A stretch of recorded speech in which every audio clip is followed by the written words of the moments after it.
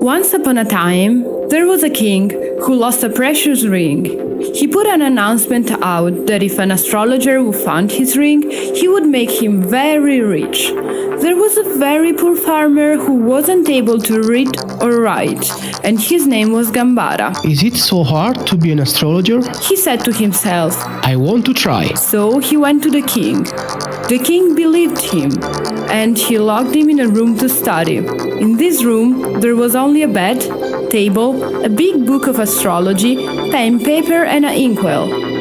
Gambara sat down at the table and began to skim through the book, not understanding anything in it, and began drawing on it with a pen. Since he wasn't able to write, the signs he drew were very weird, and the servants that entered his room twice per day to bring him food to eat thought he was a very learned astrologer. These same servants had stolen the ring, and with their dirty consciences, they sternly stared at him every time they entered his room, to seem like men of authority, yet they looked suspicious. They became scared of being found out, so they began to be very kind to him. Yes, Sir Astrologer. Yes, my lord. Gambara was not an astrologer, but a farmer, so he was very suspicious. He immediately realized that the servants knew something about the ring. He devises a trap for them. One day, at the time that the servants would bring him lunch, he hid under the bed.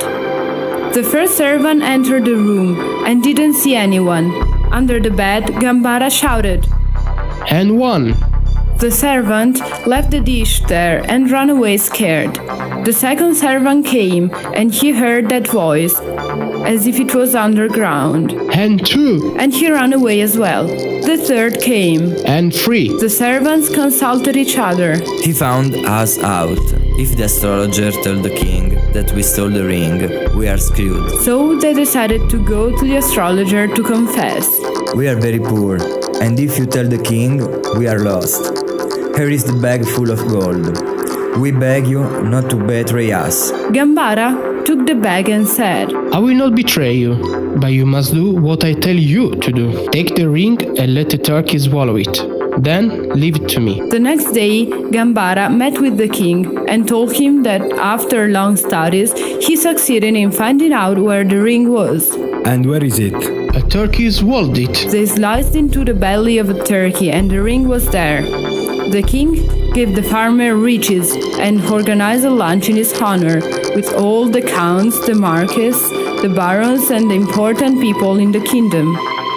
Between all the dishes there was a dish of gamberi, and that was the first time anyone saw a fish of this kind. It was a present of a king from another kingdom. You are an astrologer. The king said. You should know the name of this fish that is on the plate. The poor man never saw this kind of animals, and he said to himself with a really low voice, Gambara, you are in trouble. Bravo. The king said, not knowing the real name of the farmer. You guessed it. The name of this fish is Gamberi. You are the greatest astrologer ever.